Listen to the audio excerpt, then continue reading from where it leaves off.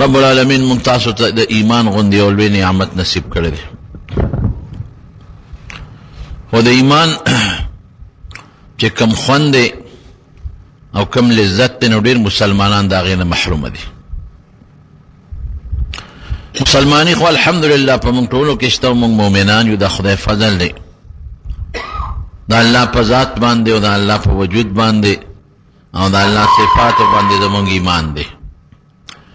فرشتو باندې او په ټولو کتابونو په دې زمونږ ایمان دی او د آخرت په لویه ورځ او په تقدیر او په دې خبره چې جنت او دوزخ شته او الله پیدا کړي دي او د قبر عذاب. د ایمان زمونږ د ټولو رونو شته، خو د ایمان چې کم میټاس دی او خوږوالی دی ډېرو مسلمانانو ته نشته. مونږ ټول دا دعوه کوو چې ایمان ډېر خوږ شی دی، خو که د ایمان او د مال مقابله راشي نو بیا د مال دپاره خلک ایمان پرېږدي. که د ښځې او د بچي او د ایمان مقابله راشي نو د ښځې او د بچي دپاره او د دولت دپاره بیا ایمان څوک نه لري. ډېر هم داسې اورېدلي دي یاره که پیغمبر راله په جرګه راشي هم نه منم. دا هم په جرګو کې په خپله اورېدلي. دا څومره د کفر خبره ده. تا ته د مال او دولت د پیغمبر نه زیات دی. نو نبی کریم صلی الله علیه وسلم او د هغه په صحابو کې د ایمان هغه خوږوالی و. ممکن د ایمان خوږوالی نشته. هغې ته ایمان د هر څیز نه زیات و. اسلام او ایمان دا د مال نه زیات محبوب و. اسلام او ایمان د بچو نه زیات محبوب و. ایمان او اسلام د جایداد او د دولت نه زیات محبوب و. او د هغې وجه دا وه چې نبی علیه السلام مبارک د هجرت حکم وکړه صحابو ته، نو کله یې پرېښود. کله یې پرېښودل داسې آسان کار نه دی. خو د هغې په زړه کې د ایمان جذبه وه. د ایمان دپاره هغې ته داسې وړه خبره نه ښکارېده. ایمان خوږ و. کله یوازې پرېښودل نو کورونه یې پرېښودل، جایداد او ځمکې ته پاتې شو، مال او دولت ته پاتې شو، ښځې ته پاتې شو، رونه ته پاتې شو او د چا نه بچي پاتې شو. یو وخت کې دا حکم وکړه چې به یوه ښځه کوله او که به یې دوه کوله او که به یې لس کوله، د اجازت د الله له طرف نه حکم راغی چې د څلورو ښځو نه زیات به څوک ښځې نه ساتي بس. او که د چا په نکاح کې د څلورو نه زیاتي دا دې پرېږدي. صحابو دا نه وی چې دا حکم دی صاحب او ښځه به څنګه پرېږدو. او یوازې ښځه خو نه ده، د ښځې بچي به څه کوي. او یوازې ښځه او بچي هم نه دي چې د چا لور خور د هغې به څه کوي. یو صحابي چې ته نبي علیه السلام ته دا شکایت نه دی کړی چې دا الله رسوله او دا خو ډېر ګران کار دی، ته د خدای ته درخواست وکړه چې په دې حکم کې نرمي راولي. دا چا هم نه دی ویل. یو صحابي نبی علیہ السلام ته دا نه دی ویلی چې دا الله رسوله خیر دی د شپږو پکې اجازت را، یا دا چې چا په نکاح کې ډېرې دي دوی ته اجازت ورکړه او باقي چې څومره کوي به څلورو نه زیاتې نه کوي. دا ترمیم چا مونه غوښته. خو چې حکم وشو چې څلور ښځې دي څلورو نه زیات منه دي، چې د چا په نکاح کې زیاتې ښځې وي دړادړ نبي علیه السلام نه رامنډې والې صاحب زما خو لس ښځې دي څو کم وی څلورو ساته باقي پرېږده. قراندازي پکې وکړه. قراندازي به یې پکې وکړه. دا نه چې دا څلور مې کمې خوښې دي دا به ساتم او دا بوډیګانې به رخصتوم. قراندازي به یې پکې وکړه چې کمې څلور باندې به قراندازي راوخته بیا وساتلې باقي به یې پرېښود. بل صحابي راغی زما خو اته ښځې دي دا الله رسوله څوک وی قراندازي پکې وکړه. قراندازي پکې وکړه څلور په قراندازۍ کې راوخته او باقي پرېښودې. او بکې د دې زمانې مسلمان داسې دا د هغې په زړه کې د ایمان هغه حلاوت او خوږوالی پروت. د کم سړي په زړه کې چې د کم څیز شیریني او خوږوالی پروت وي هغې سره یې مینه شربت یخ د خلکو خوښي خوراک چې کوم اعلی مزیدار پوخ کې خوږ خشته دا د خلکو خوښي هغې له جنګ هم کوي او جګړه هم کوي او په زور هم حاصلی. دقه رنګینو ایمان هم دی. که د ایمان خوږوالی زمونږ زړه ته پرېوت، ایمان عمر یو روحاني خوږوالی لري، قسم دی بیا به خدای مونږ ته د هر څه نه ګراني، بیا به د الله رسول مونږ ته د هر څه نه ګراني، او بیا به اسلام او دین مونږ ته د بچو نه او د ښځو نه او دارنګ د کورونو او د جیداد نه زیات ګرانی. نن کبم ته دا جیداد او کور او بال او بچ او خزه او یاران دوستان دا خواږه دي، دا د ایمان میټاس او خوږوالی زمونږ پړه کې نشته. قرآن څومره خوږ دی، دا خدای کلام دی. د خدای په کلام کې چې خوږوالی نه پسې کې به خوږوالی. هر سړی وي قرآن ډېر خوږ کلام، ډېر خوږ کلام، لیکن ته د سار مانځه کې ودرو امام صاحب ته سورۃ بقره شروع کا، تا ته به د هغه د خوږوالي پته ولګي. کله به په یو خپه ودرېږي او کله به په بله خپه ودرېږي، او کله به ملا یو خوا تاوي او کله به بل خوا تاوي. او چې کله امام سلام وګرځي، استاد جي چرته پکې تللی وي، استاد جي د بوډاګانو خیال هم نه سره شته او که نشته، استاد جي ډیوټۍ له به دا دومره اوږد قرت، اوس ډیوټي خوږه شو. مخکې خو قرآن خوږ و، اوس خو د قرآن خوږوالی لال ختم شو. رون دا موږ روحاني مریضان یو. لکه یو سړی جسمانی مریض دی او تبه ده، دته ډاکټر وایي فرني خوره دی، په خوله مې ترخه لګي نه خورم، تبې والا لورکه نه خوري. دته وایي کیر خوره، وایي دا مې په خولې تریخ لګي. نو دا کیر خو تریخ نه دی، خوږ دی. دا فرني خو ترخه نه ده، خوږه ده، خو دې ورته ناجوړه دی. که دې جوړ شو نو دا خوږ خوراک به پې خوږ ښکاري، دا به ورته تریخ نه ښکاري. دغه رنګې رونو موږ روحاني ناجوړه یو، بیماران یو. نو دا خدای خوږ قرآن موږ ته تریخ ښکاري، موږ پې تنګېږو. په منځ موږ تنګېږو، په زکات ورکول موږ تنګېږو، په صدقه ورکولو موږ تنګېږو، په حج ورکولو موږ تنګېږو، د مسلمان په حق ورکولو موږ تنګېږو. دا ټول عبادات موږ ته تراخه ښکاري. تراخه زکات څوک ورکوي؟ ما د چاوی ګلی شوه او د غوز غوز عمره ګلی شوه، مې ګلی به نه کېږي. زکات څوک ورکوي؟ زکات ورته تریخ ښکاري، تریخ. دا دومره پیسې به په زکات کې ورکو، مونځ ورته تریخ ښکاري. صحابه به یو بل ته وي راځه لکه مونځ را باندې وکړه چې مونځ وکړو چې ځان پې دمه کړو.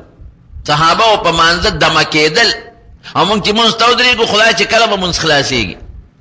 دا عبادات مونږ ته خوند نه راکوي. دا ولې؟ دا مونږ روحاني طور مریضان یو. خدای دې مونږ روحاني طور جوړ کړي. نو نبی کریم صلی الله علیه وسلم هغه روحاني علاج دپاره 3 څیزونه ښولي دي. درته وایم چې دا 3 ثلاث من کن فیه وجد حلاوة الایمان. نبی علیہ السلام فرمایي دا 3 څیزونه ځان کې پیدا کا، نو ته به روحاني جوړ شي.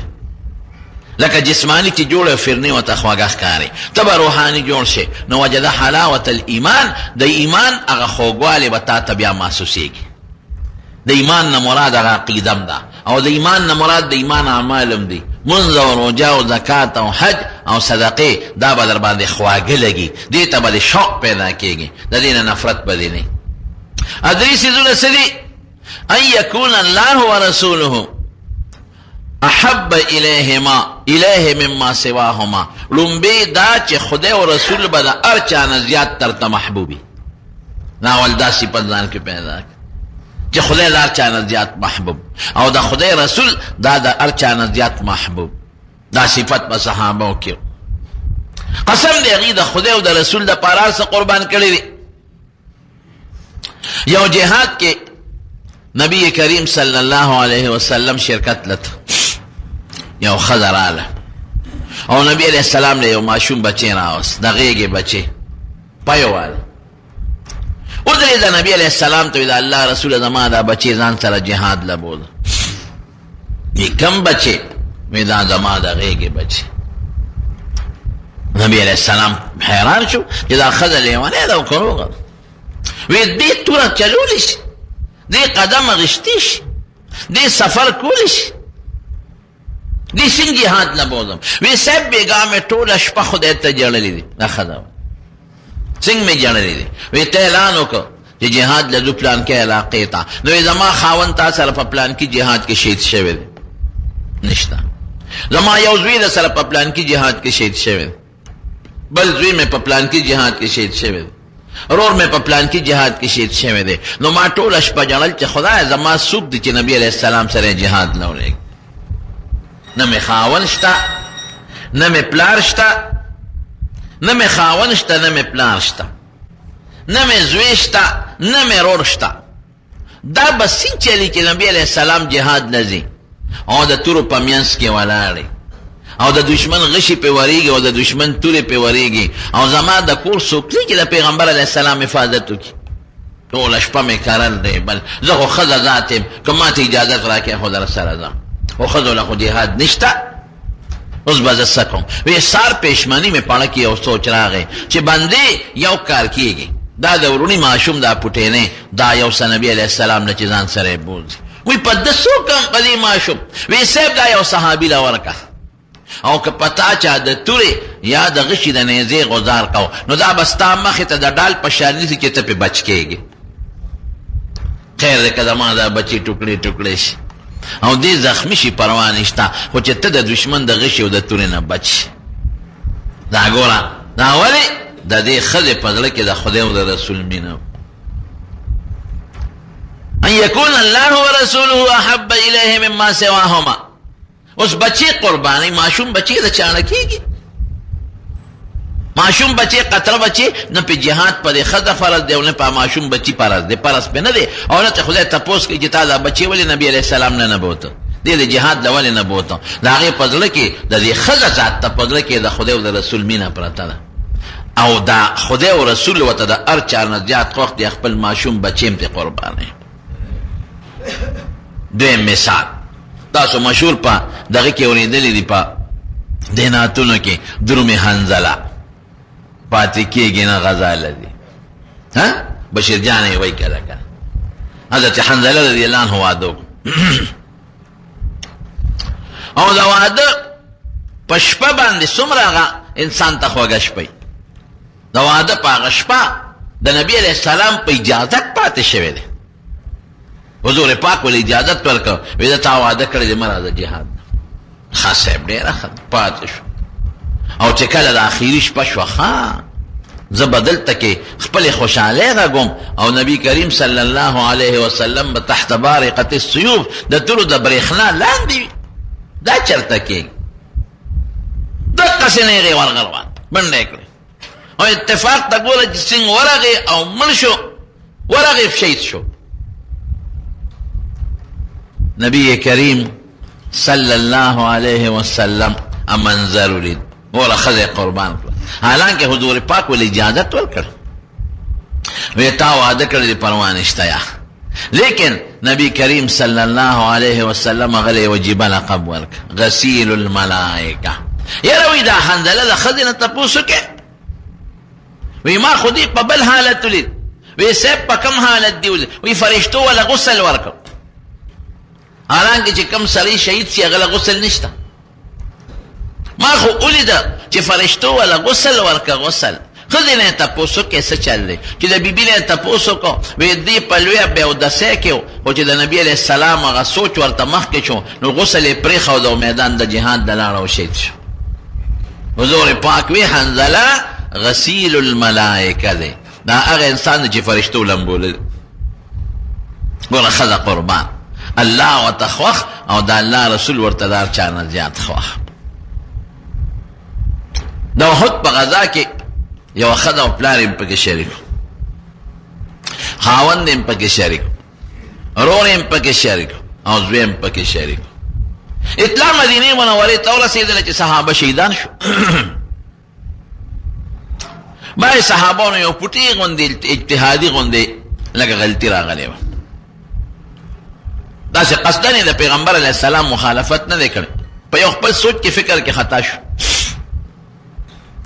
دا هغې سوچ او د فکر د خطایۍ د وجې نه دشمن راغی په مسلمانانو یې حمله وکړه لومبي د احد په غزا کې مسلمان له خدای بری ورکړ او کافر له شکست ورکړ مخامخ د احد لوی غر دی لوی غر دی او نبی کریم صلی الله علیه وسلم یې صفت هم کړی ما سره چې ملګري لاړل میدان غر دی لوی غر او نبی علیہ السلام مبارک فرمایلی دی احد جبل يحبنا ونحبه دا احد داسې غر دی چې د موږ سره مینه ده او زموږ د سره مینه ده او د قیامت په ورځ به د جنت په دروازه کې د احد دا غر ولاړ دی او یو حدیث پاک کې راځي چې څوک د احد غر له ورشي د دې میوه وخوري هغې کې دا کرکنې بیرې دي او کبل سمیونی نو از غدار بوټي دا اراواله چک په ولګوي خو ست خامخا خوره نو غټ غر دی وسره خوا کې یو وړه غونډه ده هغه غونډه ته جبل الرومات وی، دغه شو وشتو والا غونډه. نو نبی کریم صلی الله علیه وسلم په دې غونډه 50 کسان کېنو. هغه غونډه اوس هم شتخلق وتخیج. او عبد الله ابن جبیر رضی الله عنه دا غي مشرک هغه له دا هدایات ورکړل، وی ته بدل تناسته او د دې غونډه په مخ کې او خور د جوار خور ته بد دې حفاظت کې اسنه پر خپل کې دشمن چې تراشي او د شان په موږ حمله ونکي. دې سره د 50 کسانو په غونډه ناست جنگ شروع شو. چې شروع شو په دې خپل کې هغه وخت کې خالد ابن ولید رضی الله عنه کافر او د کافرو د اسونو چې کومه رساله او فوج دغه کمانډر ان چیف او مشر. نو دې په دې خپل کې د اٹیکو کډ وسلور د اٹیکو کو چې په دې خپل کې موږ پټ لال شو، نو د شان او په مسلمانانو حمله وکړه. خو دې 500 کسانو په پغه شو تنبا بیا دوباره اٹیکو کدی بیا پغه شو لخر وش او تنبه بیا درې بار اٹیکو کدی بیا پغه شو وشتل 50 کسانو او تختیدل. جنگ شروع شو. جنگ شروع شو خدای پاک مسلمان لفتا ورک، کافران تختیدل، مسلمانانو غنیمتونه راټولول. تر دې حد پورې یو صحابي وی د کافرو خزه مولد لچې غرته منډه والے غوی ځان سره خزم د غیرت لپاره راوسته، خزه منډه والے او پنسیو چته کړي وي او دا پاندو د لاندې پازیبونه مونږ تخکارېدل او چا تورې راغونډول، چا صادر رانی او چا بل شي غنیمتونه مسلمانانو تورې کې خو د غنیمتونو شو. دا کم 50 کسان چې په غونډه ناستو دی له نبی علیہ السلام په هدایاتو کې او هدایت دام ورکړو چې تاسو به دې نه خوځه تر څو چې ما درته نی ویل دې نه بنه کوځيږي، او کتا سو مونږ ولیدو چې مونږ ګټه او بیا به نه کوځيږي، او کتا سو مونږ ولیدو چې مونږ شکست مونته بیا به نه کوځيږي، او که زمونږ وخی مارغان تختینو بیا به نه کوځيږي. دا هدایت یې ورکړ چې مسلمانانو ګټه وکړه او غنیمت یې غونډه. دې 500 کسانو مشر ته وی دی چې کوزیږو، او وی تاسو ته نبی علیہ السلام نه دی ویل چې نه به کوزیږي؟ وی نه ویلی دي، خو د جنگ دوران کې جنگ خو ختم شو، تر قیامت پورې خو به مونږ په غونډه نه یو ناست. مونږ دغه د کافر ولیدل چې تختی سو غر تخیږي او خدای هغه د منډې وای او مسلمانان غنیمتونه راغونډي، نو مونږ به تر قیامت پورې خو دلته ناست نه یو. د جنگ دوران کې مونږ طویل چې نه برا کوجیږي او څو جنگ ختم شو، کافر هغه دی روان دي تختی. مشر وته نه ماته خو چې نبی علیہ السلام نه ویل نه کوزیږم. سلوخ کسه ترا کو شو لاس پاتش. نبی علیہ السلام سره د صحابانو خو بده تمه دي چې د شاه زما دفاع شته. په غونډه کسان دي خالد نه ولید چې وکتل لري دی نه چې غونډه خو خالد کسان کم دي، هغه مقص هغه خپل اٹیکو هغه سونه راواچول په خپل کې خدای نه پټ نه ښکاري. اوس کسان 50 توس لستی دی په غشو غزارونه وکړل، خو خوند نه کا اپه غنو دا خواران ورته لاندې خورته کوشو چې دا مونږ بند کو، ولی که دا بند نشو نو مسلمانانو خو تورې خو دي غنیمتونه غونډي بیغمه دي دی په د شان عملو کې بلا مسلمانان به شهیدان شي. نو دا خواران ورته خورته کوشو چې کوشو هغه مرته کوشو مقابله شو، دا الله صحابه خپل شهیدان شو. اپه سونو دا لس کسانو بس موقع ومنتا دا غونډه شاته راتو شو، چې راتو شو په صحابه یې شروع کړه. صحابه پریشان دي چې خدای دا کم دی نه پس خلک راغلل، هغه خو موږ اینو چې تختی کافران او دی خو په دې تمل چې د شان زمونږ حفاظت ته په غونډه کسان شته، غونډه والا خو سلويخ کو شي بس شروع یې په وکړه او یا کسان صحابه کرام شهیدان شو. 70 جلیل القدر صحابه کرام، یو پکې د نبی علیہ السلام مبارک تر حضرت حمزه رضی الله عنه شهید شو. مصعب ابن عمر دا د پیغمبر علیہ السلام په شکل، دا د شکل د نبی علیہ السلام په شان دی، دام پکې شهید شو. او نورم پکې ګڼ صحابه کرام شهیدان شو. ګوره مینه ته ګوره، یو دا درې صحابه یو په د احد په میدان کې یو قلعه د پاغي کې دفن دي، نور شهدا مو سره شته، خدا درې پکې معلوم دي. یو حضرت حمزه رضی الله عنه، یو مصعب ابن عمر رضی الله عنه، او یو عبد الله ابن جحش.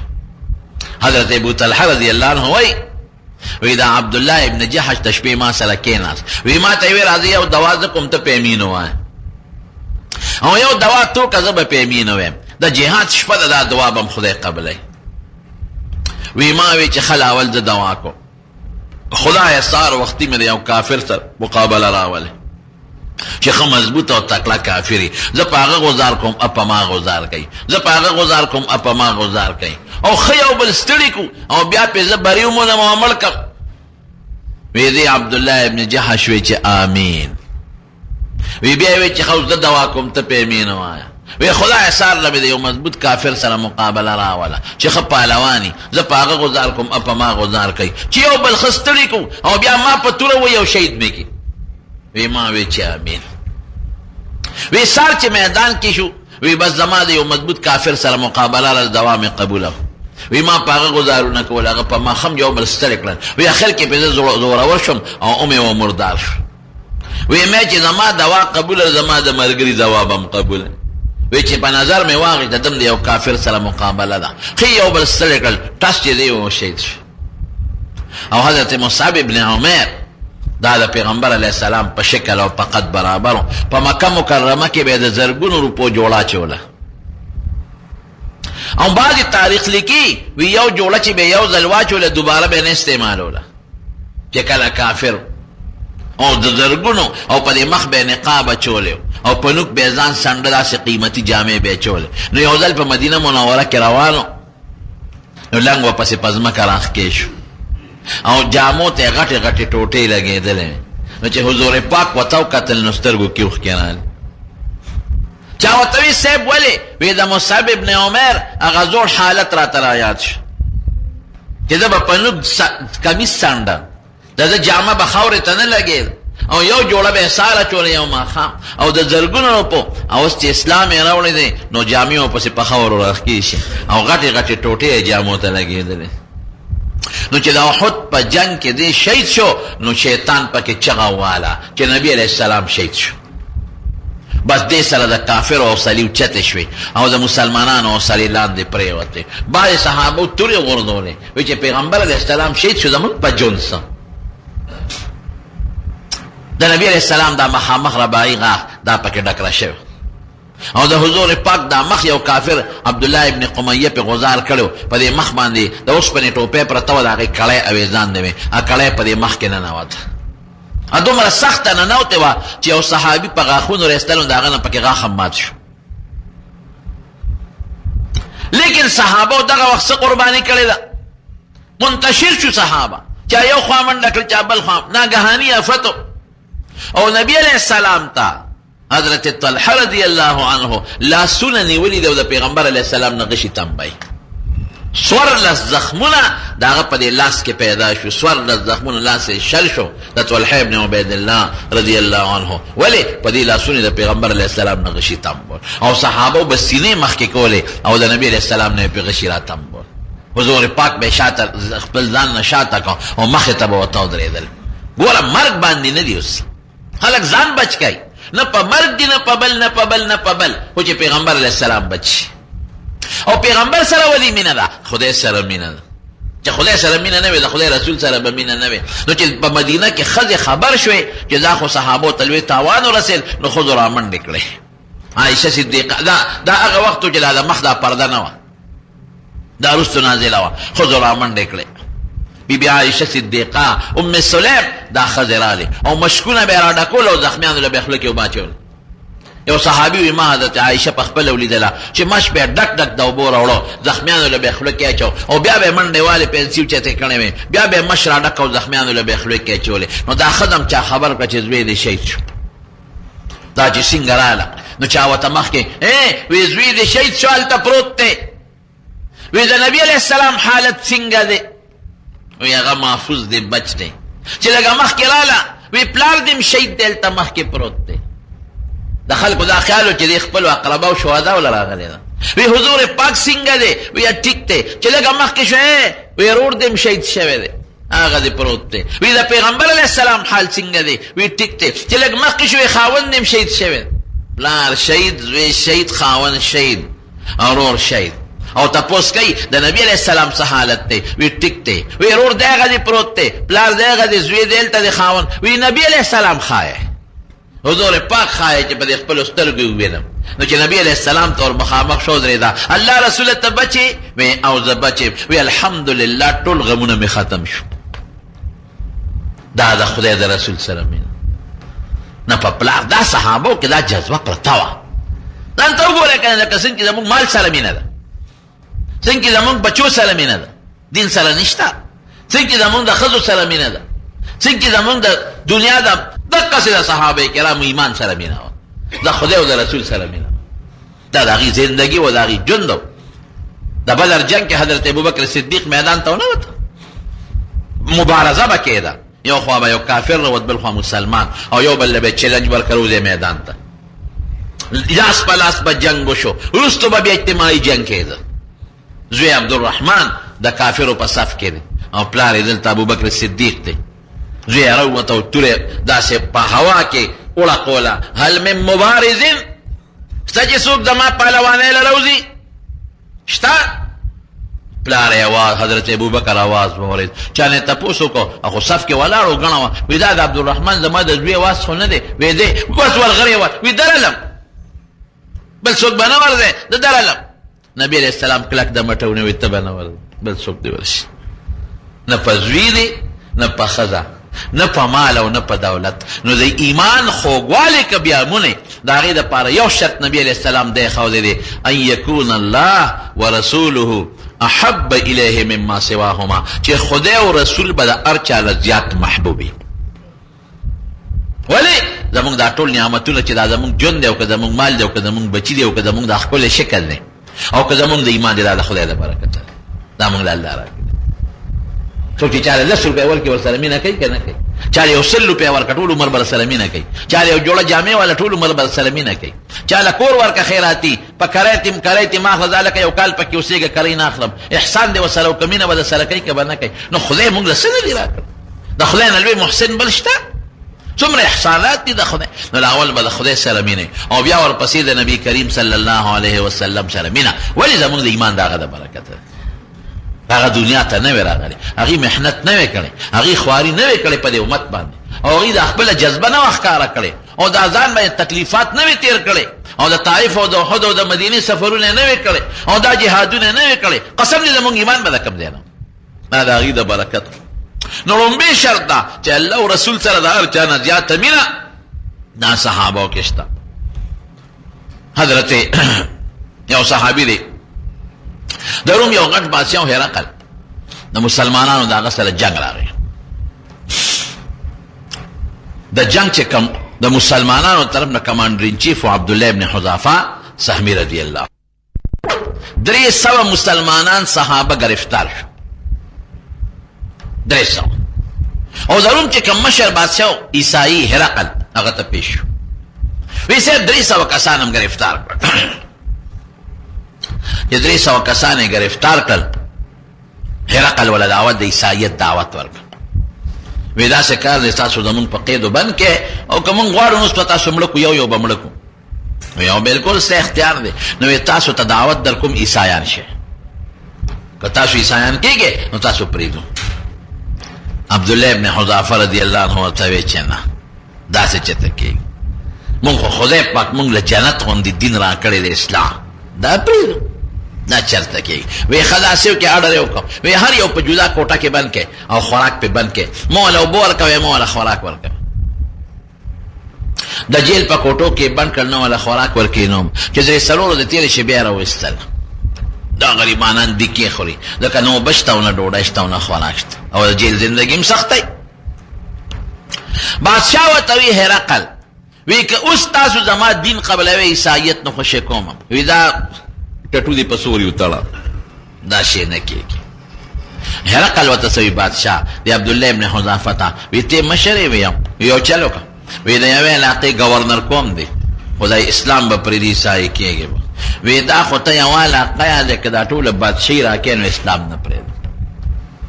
اسلام څه شی دی؟ د خدای په ذات او د خدای په رسول زما ایمان، دې ته اسلام وایي، دا نه پرېږدم. هرقل ورته وایي لور در کوم، نیمه بادشاهي لورم در کوم، خو زه اسلام دې پرېږده. وی نه پرېږدم. کله چې هرقل د نبي علیه السلام متعلق معلومات اخیستل د ابو سفیان نه، هغه وخت حضرت ابو سفیان رضی الله عنه لا کافر، نو د هرقل ته یو تپوس کړی د روم دی بادشاه، وی یو تپوس ته نه کوم چې د دې پیغمبر په دې ملګرو کې واپس څوک مرتد شوي دی او که نه؟ یو کس چې ته پکې داسې شته چې د ده په دین او د ده نه واپس تللی وي؟ ابو سفیان ورته وی دی لا کافر ابو سفیان وی نه. نو هرقل څه وی؟ وی کذلک الایمان حین تخالط بشاشة القلوب. وی ایمان چې کله زړه ته ننوت که نه او زړه کې وردن شو وی دا بیا نوځي. دا د هرقل زړه خبره. هغه اوس هغه تجربه کوي په دې صحابي باندې عبدالله ابن حذافه باندې. وی لولم در کوم نیمه بادشاهي هم در کوم که اسلام پرېږده. وی عایشه وی دا استې ټټولې په سورې وتړم. دا نه کېږي. وی ښه جیل ته یې دننه کې خوراک بند اوبه بند. چې یو دوه څلور ورځې نورې تېره کړې هغه د جیل مشران ورته وایي سړي ګورې مري. وی راویې باسئ. نو چې راویې ویستل نو خنزیر غوښه یې والا پخ کړی او شراب یې ورته ایښود. وی دا غوښه ده خو د خنزیر او دا شراب دي زه یې دا وخورئ نور څه نشته. نو په داسې وخت کې د قرآن شریف د وینا مطابق چې یو سړی د لوږې تندې مري نو دې د خنزیر غوښه هم خوړی شي، دې شراب هم څښلی شي. دې عبدالله ابن حذافه ملګرو ته اعلان وکړي پام کوئ چې دې له خولې ونسئ، نه به دا شراب څکئ او نه به دا غوښه خورئ. هغوی وی صاحب ولې پابندي لګئ؟ مونږ خو د لوږې مرو نه اووه ماته ورځ ده چې څه نه دي خوړلی او نه څه څکلي دي، لوږې تندې مرو، دا پابندي را باندې ولې لګئ؟ دا خو موږ له په شریعت کې جایز دي. وی د یو کافر زړه پې خوشحالېږي له زړه نه خوشحاله و. دی چې موږ له خنزیر راکړي نوره غوښه ولې نه راکړي؟ دی چې به موږ شراب څکي نو صفا اوبه را باندې ولې نه څکي؟ خو دی موږ ملامته کوي، موږ پورې مذاق کوي، د زړه خوشحالېږي په دی چې د خنزیر غوښه مې پې وخوړه او د دې په دین کې ارامه ده او شراب مې پې وڅکل د دې په دین کې ارام دی. نو دا ټیک ته چې موږ له جایز ده، خو د یو کافر بادشاه له پې خوشحالېږي زړه نه خوشحاله پرې نس خو نه خورو. حیران شو هرقل وزیرانو ته وی دا څنګه مسلمانان دي؟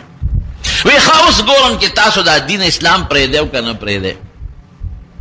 نو اډر یې وکړو، یو تیل دیګ راوړی او ګرم یې کړ.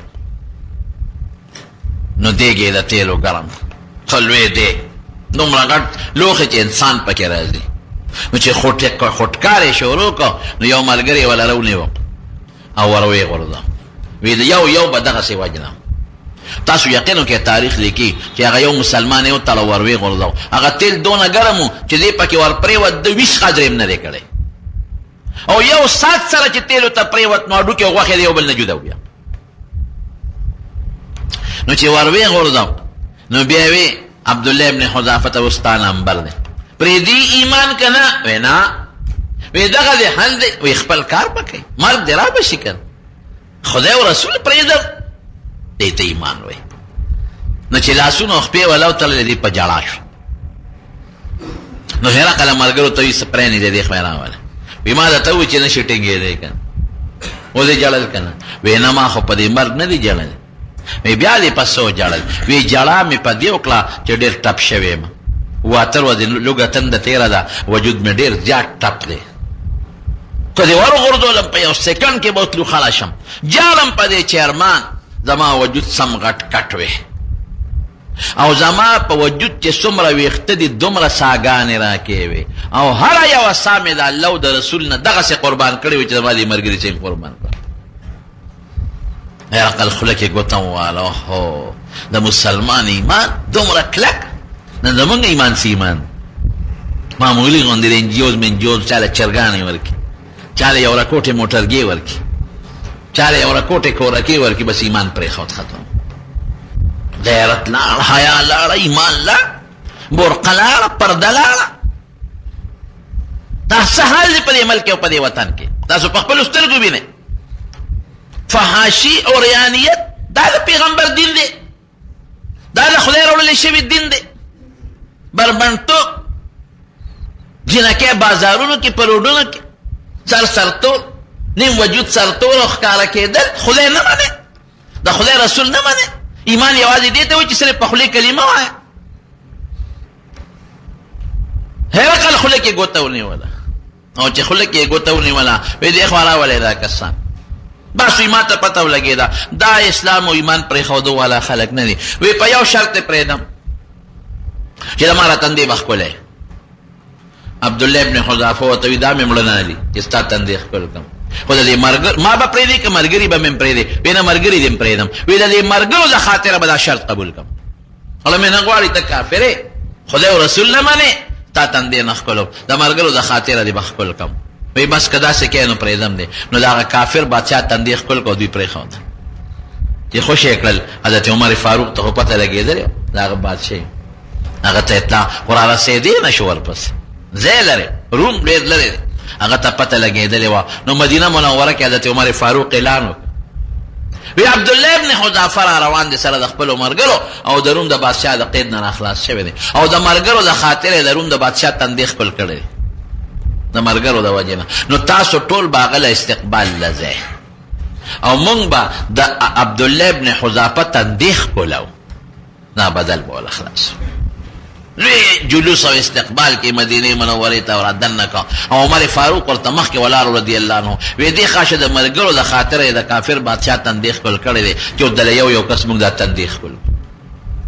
دا صحابه الله او رسول دا د هر چا نه خواږو، د ښځې نه خوږ، د بچو نه پوه شه په دې که تا ته د خدای مقابله کې ښځه خوږه ده، ښځه دې داسې خبره وکړي چې هغه د خدای او یا د رسول د بېعزتۍ وي نو تاو خاندې. دوست داسې خبره وکړي په مجلس کې چې هغه د خدای او د رسول د خندۍ نو ته م ورسره وخاندې، نو دا ستا ایمان نشته. او که ښځه او بچي او دوستانو یارانو د خدای او د رسول او د شریعت خلاف خبره وکړه او تا پې سترګې راوویستې چې تعلقات ختم، تا کې ایمان شته. دی بس لن مثال دی. نو لومبې دا چې الله او رسول به درته محبوبي مما سواهما، د خدای او د رسول نه ما سوا چې څومره دي د هغې نه زیات به درته محبوبي. دا یوه. دویم څه شی دی؟ دویم ان یحب المرأه لا یحبه الا لله، چې د مسلمان سره به مینه صرف د الله دپاره کوي. په دې خیال به چا سره مینه نه کوي چې دې پیسې راکوي، په دې خیال به ورسره مینه نه کوي چې دې را سره ټوپک ګرځي، په دې خیال به ورسره مینه نه چې دې ما سره پنډ وړي، نه، مینه به خالص د الله دپاره وي.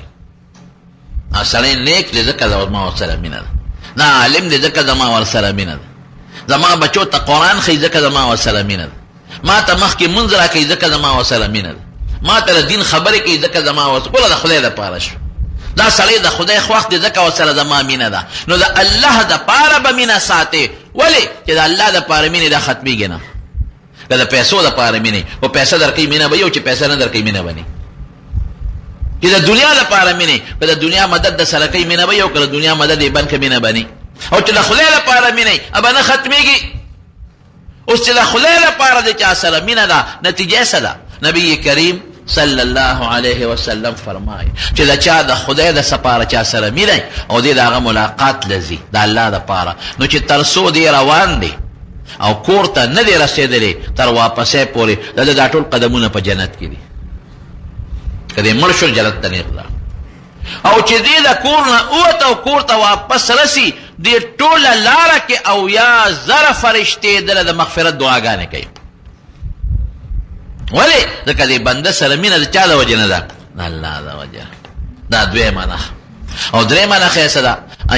ان یکره ان یعود فی الکفر کما یکره ان یلقا فی النار، چې کفر به بدی شي، داسې به کفر بدی شي لکه یو سړی چې دی راخلي په اور کې غورځوي. که تاسو کړالی اور کې دې غورځوي دومره نفرت دی، چغې به وې او منډې به تې وې او لکه اور ته مې غورځوي. نو لکه څنګه چې اور ته غورځېدل ستا بدي شي او دا درته ډېر قابل نفرت شی ښکاري، دغه رنګې به د کفر قابل نفرت ښکاري. ډېر خلک دي زما وروڼو د خدای دپاره مینه خلکو سره نه ساتي، د دنیا دپاره مینه. رښتیا ووایه که موږ جنازو له ځو د خدای دپاره نه ګورې. دې زما جنازې له راغلی دي نو زه به له ځم، او دې نه دی راغلی نه ځم. د زما قبر کې کار کړی زه وله کوم، او د نه دی کړی نه کوم. د پرون ما سره منډه والې ده ورسره وام، د نه ده والې نه وام، نو دا د خدای لپاره شو که د دنیا لپاره شو؟ دنیا. او دا کفر نه یارېدل قسم دې د ډېرو خلکو نه مې اورېدلي مړه دې نه خو انګرېزان ښه دي، وایي که نه وایي؟ دې نه خو سور پیرنګې خو نه نه نه نه قسم مې د الله په ذاتي چې دا ټول سره کافران راغونډ کا او یو چوړی سره چې په غولو کې دننه په ډیران کې کار کوي او لیټرینونه صفا کوي، دا چوړی مسلمان دی. د الله په نزد دا ټول سره کافر د دغه چوړی مسلمان خپې ته نه رسېږي. ایمان خو یو ډېر لوی نعمت دی. یو سړی غلطي وکړي نو اسلام بدنامي. مسلمان غلطي وکړي نو مسلماني یو ګیرې والا غلطي وکړي نو لکه ګیرې غلطي ورته دی ګیرې ښودلی چې ته دا غلطي وکړه. یو ملا غلطي وکړه نو ته به ملایې ته کنځل کې، علم ته به کنځل کې. انسان خامخا غلطي کوي. یو حاجي غلطي وکړه نو حج دا غلطي ورته دی حج وښوله، حج خو ورته غلطي نه راښوله. یو مسلمان غلطي وکړه نو اسلام ورته دا غلطۍ چلونه ښیي. اسلام به نه بدنام. دا به نه وي چې دې نه خو سور پیرنګې خو، دې نه خوا کافران ښه دي، دې نه خوا امریکانیان ښه، دې نه خوا انګریزان ښه دي. دا ډېرې خطرناکې خبرې دي. کفر نه دی خدای ساتي. علامه قرطبي یو حدیث نقل کړی دی، وی دا مسلمانان فاسقان چې څومره دي په جهنم کې پراتی دا به وځي. خدای به سزا ورکړي چاله 1,00,000 کال او چاله 1 کروڑ کال هر څومره چې دا مسلمانان فاسقان به وباسي. جهنم کې به صرف کافران پاتې شي. نو بیا به د فولادو صندوقونه الله را جهنم ته راولېږي او یو کافر به په یو صندوق کې بند کړي. د فولادو صندوق کې یو کافر، دا ټول کافران به په دغه صندوقونو کې بند کړي او دا صندوقونه به پکې داسې پړی کړي په جهنم کې لکه د خښتو په دې بټۍ کې چې خښتې پړی وي او اور به پکې دننه بلیږي او د جهنم سر به بند کړي. د دې انتها نشته چې دا به څونه پورې وي، دا نه ختمېدو والا جون. 1,00,000 1 کروڑ 1 ارب 1 کرب دا پکې نشته. بس د جهنم سر بند شو، هر کافر صندوق کې پروت دی، نه ډوډۍ شته نو بشته او صندوق ته لاندې اور بلیږي، نه ختمېدو والا جون. وایه که نه دا کفر دی. خوښ دی خدای دې ساتي د کفر. دا دعا د خدای نه چې سوال کوي، دا دعا کوي چې خدایا ایمانم نصیب کړي. ایمان دې نصیب شو. که ګناهګار یو وخت کې خو به د دوزخ نه خدای وباسي که د دوزخ یو سیکنډ ژوند هم ګران دی، الله دې پې ساتي. یو وخت کې وبرته خدای وباسي. لیکن که سړی د ایمان نه خلاص لاړ، زما قسم دې په دې کافرو کله ګورم وړه مې خپې خپه شي. دومره ښکلي خلک د دنیا په باب کې څونه عقلمند دي او څومره ښایسته شکلونه، او دا به همیشه په دوزخ کې پراته وتل به پکې نه. نو دریم خاصیت د ایمان د حلاوت او د خوږوالي دا دی ان یکره ان یعود فی الکفر کما یکره ان یلقا فی النار، چې دې به د کفر به داسې بدي شي لکه اور ته پرېوتل چې بدي شي. دا درې صفتونه برونو ځان کې پیدا کوو. کم اول الله او رسول سره به د هر چا نه زیاته مینه. ټیک شو؟ او چې مینه کوي چا سره نو د الله دپاره کوي. دا د الله نیک بنده دی، د خدای سره نزدېکت دی، د ما سره ځکه مینه ده. او دریم کفر او د کفر اسباب به داسې نفرت ته کوي لکه د اور نه چې د بنده نفرت چې دا درې صفتونه در کې پیدا شو، ته روحاني ته ور جوړ شوې، بیا به تا ته ایمان هم خوښ ښکاري. او د ایمان چې کوم متعلقات دي، مونځ به هم درله خوند درکوي، زکات باندې به خوشحالېږي، خوند به درکوي، په صدقه ورکولو به هم خوشحالېږي، خوند به درکوي، په روژه نیولو به تنګېږي نه، خوند به درکوي، په حج او په عمره کولو به خوند تنګېږي نه، خوند به دله درکوي. دا د نبي کریم صلی الله علیه وسلم بیانات. نو خدای پاک دې په مونږ کې دا ټول صفتونه پیدا کړي. دعا وکړئ رب العالمین د دنیا او د آخر د فتنو نه مصرف. بعضې ملګري حج د بیت الله له تللي دي او ډېرو دوستانو حج وکړي. رب العالمین دې د ټولو حاجیانو حجونه قبول کړي. چا چې عمرې کړي دي خدای دې ولا عمرې قبول کړي. چا چې طوافونه کړي دي خدای دې ولا طوافونه قبول کړي. چا چې دعاګانې کړي دي الله دې ولا دعاګانې قبول کړي. ما ګورې تاسو ټول په دعاګانو کې یاد کړی ښه. دا مقتدیان چې څومره دي دوستان، دا مې په خاصو دعاګانو کې یاد کړی، په عرفات، مزدلفه او په نورو دعاګانو کې. خدای دې قبول کړي او خدای تاسو ټول د بیت الله حج له بوتلی. کوم ملګري چې لا نه دي را رسېدلي الله دې په خیر او عافیت باندې راورسولی، ټول خدای په خوشحالۍ راورسولی. او که د چا حج په دغه کې نه غریبانانی نو خدای غریب نه دی. که مونږ غریبانان یو نو خدای غریب نه دی. خدای زمونږ د ستاسو د ټولو په نصیب او په قسمت کې د بیت الله حج ولیکلی. الله که څوک مریضان دي ته ولا شفا ورکړي. خدای که څوک قرضداران یې قرضونه اخلاص کړي. الله چې څوک ګناهګاران یې ګناهونه معاف کړي. رب ذوالجلال ته مغفرت نصیب کړي. خدای زمونږ یو بل سره د خدای لپاره مینه نصیب کړي. خدای د ایمان خوږوالی زمونږ نصیب کړي. الله چاته څه پریشانۍ دی هغه په خوشحالو بدله کړي.